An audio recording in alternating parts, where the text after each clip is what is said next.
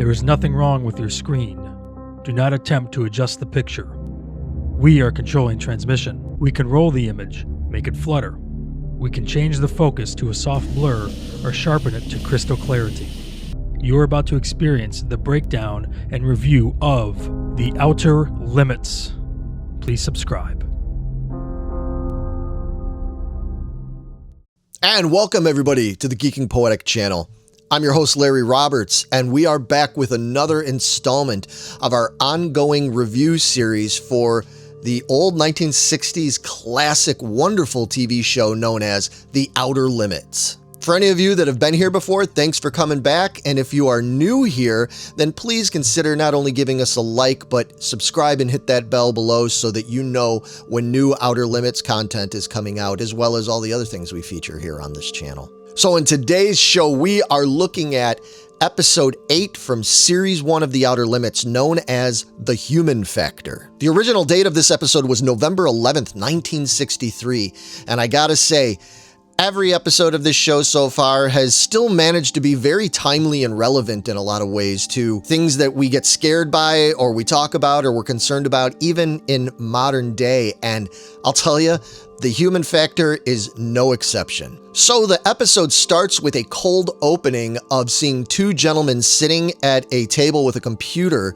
and some devices on their heads, performing some kind of experiment as an earthquake is going on outside, and it looks like it's not going to go very well. After the credits roll, the episode starts with a voiceover explaining that all the events in this show are taking place at a military outpost somewhere up in northern Greenland. It's an underground military base known as Point Taboo, which one of the soldiers reportedly claimed that Taboo, T-A-B-U, stands for Total Abandonment of Better Understanding. It's a very cold and desolate place where apparently 200 men and women work there year-round, basically to monitor the area.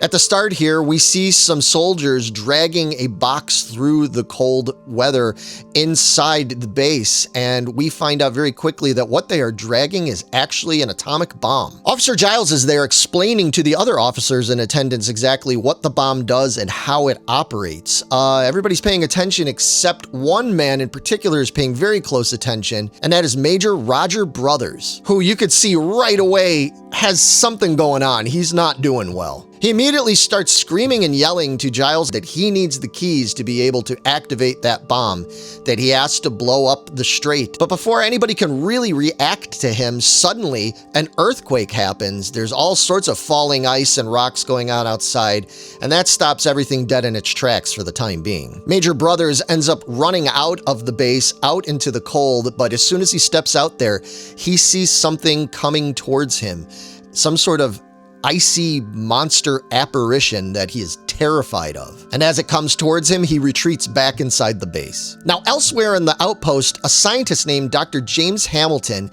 and his administrative assistant Ingrid are working on a new device that he has developed that supposedly allows the doctor and the patient to put these sensors on their head and essentially meld their minds into one. The point of this machine, he says, is so that he can better understand his patients, maybe better understand what's going on with them, be able to feel the things that they're feeling so that he could better help them. He convinces Ingrid to try out the machine with him, and she very quickly ends up regretting that because once their minds meld, he's able to read her thoughts and she his thoughts. And while she realizes that his thoughts are all very cold and calculated and just that of a doctor or scientist, he comes to find out that she has some deep feelings for him that she has not admitted to. Needless to say, Ingrid is just aghast at this and feels really embarrassed and convinces herself pretty quickly that she needs to probably not work with Dr. Hamilton anymore because it's just going to be too awkward. But before the doctor and Ingrid can really hash it out with this awkward moment between them, Suddenly, they get a phone call from the colonel on the base who asks the doctor if he would mind taking a look at Major Brothers because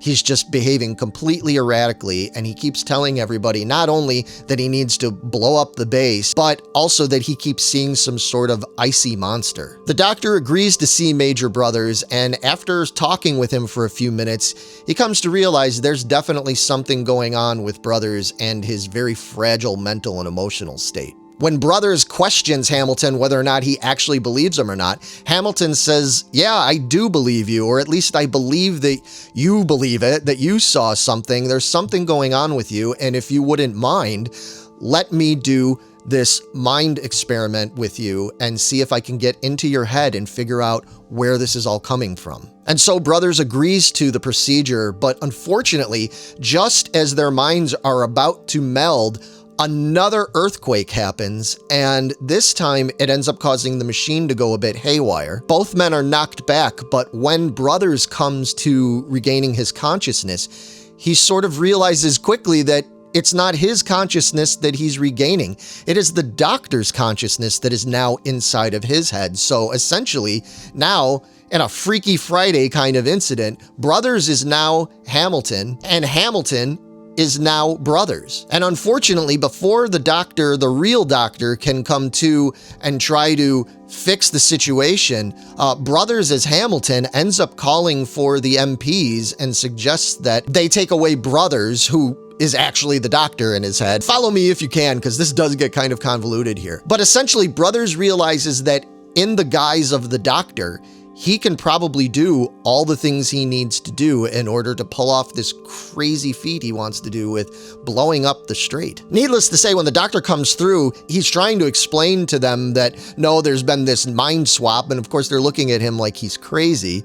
So they go and they lock him up, and now Brothers as Hamilton is free to roam around and wreak havoc because they don't suspect him. And since nobody on the base seems to really know about this mind-swapping type of procedure, there's no way that he can convince them what's going on here. The only ones who knew about it was the doctor and Ingrid. So while Hamilton as Brothers is being strapped down and sedated in order to keep him and everybody else safe, supposedly, the actual Brothers in the body of Hamilton has now gone to visit the colonel and wants to talk to him about his theories that Brothers might be sick because of his exposure to radiation from that bomb. Now, obviously, that's just a ruse because we know what's really going on with Brothers' mental state. And we know from Giles' explanation earlier that this bomb is highly unlikely to emit or leak any sort of radiation, but he wants an excuse to be able to go and get his hands on that bomb. He visits the colonel and he explains all of this, but the colonel's a little bit skeptical because he noticed that Brothers had been having a lot of mental and emotional issues for some time now, not least of which ever since a mission went completely wrong, where one of Brothers' soldiers ended up being left behind and died. And while Brothers had tried to claim that it was of no fault of his own, they weren't so sure about that. There was some questions about whether or not Brothers did the right thing in that instance. And clearly, this is what has been eating at Brothers this whole time. This icy monster apparition that he's seeing out in the snow is actually the ghost figment of his imagination that is torturing him purely out of fear and guilt of what he's done. And while the colonel believes that has a lot to do with why Brothers is acting out in the way he is, Brothers in the doctor's body manages to convince the colonel to let him go and check out this bomb anyway for the safety of everybody to make sure that it's not leaking. So then Brothers in Hamilton's body ends up going back to the office of the doctor and runs into Ingrid. At this point, Ingrid is kind of a little more calmed down after the incident that had happened the day before with her feelings being revealed. And she makes an attempt to talk to the doctor, but of course she's not talking to the doctor, it's Brothers. And as such, he reacts very negatively and hostile towards her. Not least of which because just over her shoulder, he again sees that horrible apparition. Ingrid is completely taken aback and shocked and doesn't know what to think, especially once she sees that the doctor is rifling through his closet trying to find his gun and is eating sunflower seeds rapidly and just not being himself, Ingrid realizes that once he leaves, she's got to do a little snooping around. She goes into the office and sees the gun removed. She finds the sunflower seeds packet on the ground. And then, most importantly, she finds the doctor's notes that he had taken prior to the experiment. And in these notes, he indicated what he thought might be going on mentally with Brothers, as well as his intention to try and use the machine on him. And he even mentions about how Brothers is obsessed with eating these sunflower seeds. When she goes and calls down to the holding area and speaks to an officer down there, they reveal to her that, yeah, they locked up Brothers because he kept rambling on that he was actually the doctor. At this point, Ingrid starts to put things together and realizes that there might be some truth there. And so she's got to go and get down there and see Brothers and find out if her suspicions are correct. When she finally gets in to see Brothers in the cell, he immediately starts talking to her like he would as if he was Dr. Hamilton. And at first she's skeptical, but the more she talks to him and she looks in his eyes, she realizes that the worst thing did actually happen. They did swap consciousness. He explains to her Brothers' whole plan, that he's going to go and try to blow them all up, and they realize that there's very little time to fix this situation. Ingrid actually manages to go and get the keys for the cell by locking another officer in a supply closet and running away with the keys. She lets Brothers out of the cell, otherwise known as the real Dr. Hamilton, so that he can go and stop Brothers from hatching his terrible plan. Meanwhile, Brothers and Dr. Hamilton's body has managed to get into the room with Giles and that atomic bomb. And he's pressuring Giles to show him how to use it, how to unlock it, how to arm it. Giles is not really having it. He's kind of stalling the doctor a little bit because he doesn't understand why he's so obsessed with this. Even if he is supposedly worried about radiation leaking, the way he's behaving is just a little bit too aggressive. However, he's very persistent with it, and he just about gets to the point where he might be able to arm that bomb when suddenly an announcement comes over the speakers, letting everybody know that the very dangerous Major Brothers has escaped from his cell, and as such, the doctor needs to get back to his office right away. Well, needless to say, Brothers in Hamilton's body is not at all happy about this, but he realizes he needs to go and stop the actual doctor from whatever he's going to do to try and stop him. He bursts into the doctor's office, pointing his pistol at Ingrid, who lets him know that the doctor in Brothers' body is in the laboratory. Inside the laboratory, the two men end up getting into a huge scuffle, but thankfully, Major Brothers in Hamilton's body gets knocked down and almost knocked out, just long enough for Ingrid and the real doctor to be able to strap him into the machine in an attempt to reverse what had been done and get their minds back in the proper bodies. Unfortunately, Brothers in Hamilton's body ends up picking up the revolver and shoots essentially himself. He's trying to kill Hamilton, but keep in mind, Hamilton is in Brothers' body, so technically now the body of Brothers has a very short period of time to live before his body's going to expire. And after another scuffle, thankfully they are able to get both men subdued enough to start this procedure. As the procedure is going, one last time the consciousness of Brothers sees that apparition. It's right there in front of his face and it's reaching out for him. And just as that is happening, the experiment ends just in time for Brothers to be returned to his body as he dies from his self-inflicted gunshot wound. Dr. Hamilton, now back in the proper body, is able to convince Ingrid that everything has been fixed. And while they feel bad that Major Brothers ended up killing himself, they realize that that's what they're going to basically tell the authorities, was that Major Brothers shot himself, because that's exactly what he did. The voiceover comes on at the end and explains that these types of devices or machines, whether it's the bomb or the mind-melding machine, are not evil and bad unto themselves, and that it comes down to the human factor in how these things actually get used, whether it's for good or for bad. And so with that, episode 8 of season 1 of The Outer Limits has ended. So what do I think of this episode? I honestly think this is a great episode. Once again, I have to give credit to the writer. David Duncan did a great job on taking a very complex topic and story and condensing it into one episode length and having it all make sense. The acting here is superb, with Gary Merrill as Dr. Hamilton and Harry Guardino as Major Brothers.